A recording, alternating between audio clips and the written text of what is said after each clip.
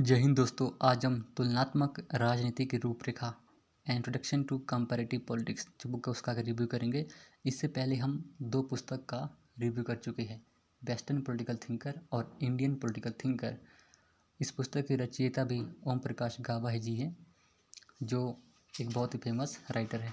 चलो फिर इसके अंतर्गत कौन कौन से अध्याय को समाकलित किया गया उस पर प्रकाश डालते हैं। पहले आप देख लीजिए कि जो ओम प्रकाश गाबा जी हैं वो एक पूर्व एसोसिएट प्रोफेसर, राजनीतिक विज्ञान विभाग, मुक्त शिक्षा परिषद, दिल्ली विश्वविद्यालय।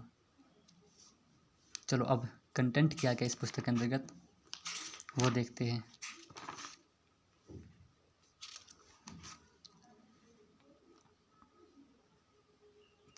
ओके, तो देख सकते हैं पहले प्रस्तावना। फिर जिस प्रकार पहले दो पुस्तक में हर एक सिद्धांत को comparative charts, flow charts and diagram के माध्यम से समझाने का प्रयत्न किया गया है, सिमिलरली इस पुस्तक के अंतर्गत भी वैसा ही प्रयास इनके द्वारा किया गया है। तो पहले आप देख सकते हैं कि तुलनात्मक राजनीति विश्लेषण, स्वरूप और उपागम, comparative political analysis, nature and approaches.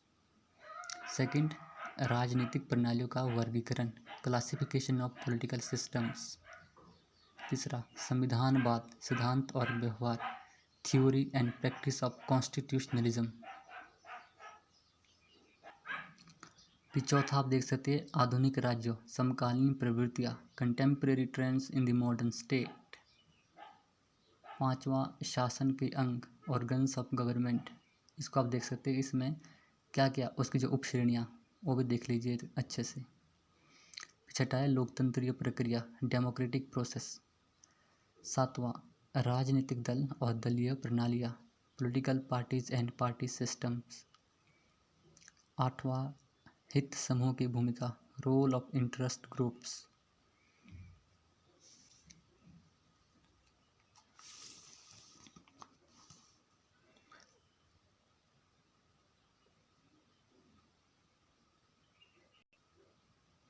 उसके पश्चात आप देख सकते हैं सामाजिक आंदोलन, सोशल मूवमेंट।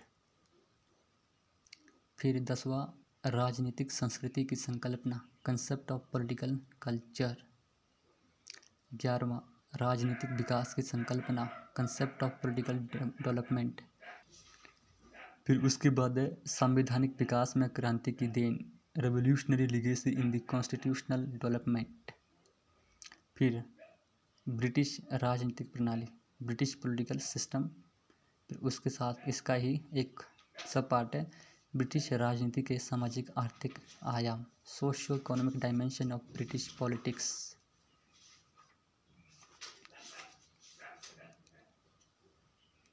फिर उसके पश्चात अमेरिकी राजनीतिक प्रणाली, अमेरिकन पॉलिटिकल सिस्टम।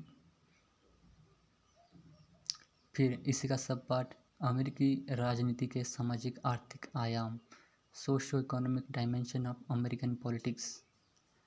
और 17वां अध्याय है फ्रांस की राजनीतिक प्रणाली, फ्रेंच पॉलिटिकल सिस्टम। और फिर 18वीं है जर्मन राजनीतिक प्रणाली, जर्मन पॉलिटिकल सिस्टम। फिर 19वीं स्विट्ज़रलैंड की राजनीतिक प्रणाली, स्विस पॉलिटिकल सिस्टम। और फिर 20वीं है सोवियत राजनीतिक प्रणाली, सोवियत पॉलिटिकल सिस्टम। फिर दे रखा है चीन की राजनीतिक प्रणाली, चाइनीज़ पॉलिटिकल सिस्टम। फिर इसी का सब पार्ट चीन की राजनीति के सामाजिक आर्थिक आयाम, socio economic dimension of Chinese politics. फिर दक्षिणी अफ्रीका की राजनीतिक प्रणाली, political system of south Africa. फिर 24वीं भारतीय राजनीतिक प्रणाली, इंडियन पॉलिटिकल सिस्टम। फिर 25वां विकासशील देशों की राजनीतिक प्रणालियाँ, political system of the developing countries. और 26वां दे रखा है कि विकासशील देशों की राजनीति के सामाजिक आर्थिक आयाम, socio economic dimension of politics of the developing countries. जो इसके आगे सब पार्ट है इस पर भी एक नज़र डाल दीजिए ताकि आपको समझने में थोड़ी आसानी हो जाए कि क्या क्या इस पुस्तक के अंतर्गत समाहित किया गया है। फिर 27वां एक दलीय राज्य का उदय और ह्रास, emergence and decline of one party state. और अंतिम है विकासशील देशों में राजनीतिक प्रक्रिया, political process in the developing countries. तो फिर इसमें भी ग्रंथ सूची और पारिभाषिक शब्दावली और संदर्भिका को बताया गया है। ये सभी सेम ही होती है, जैसे पूर्ण सत्तावाद, गुणतंत्र, अभिजात तंत्र, निरंकुश तंत्र, ये सभी सेम होती है। इसमें कोई अंतर नहीं होता हर एक पुस्तक में। फिर इसके अंदर शब्द रचना भी आप देख सकते हैं। इसमें तो कोई दो राय नहीं है कि ये पुस्तक राजनीति विज्ञान को समझने के लिए बहुत ही अच्छी मानी जाती है। चलो अब इसके प्राइस पे जाते हैं। तो इसका प्राइस है 375।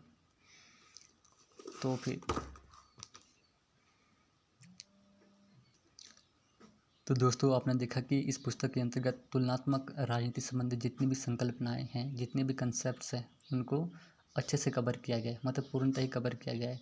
शायद ही कोई ऐसी संकल्पना हो या ऐसा कोई टॉपिक हो जो इसमें छोड़ा गया हो। तो आप इस पुस्तक को ले सकती है राजनीति विज्ञान पर अपनी एक कमांड स्थापित करने के लिए। तो ठीक है दोस्तों, जय हिंद, जय भारत।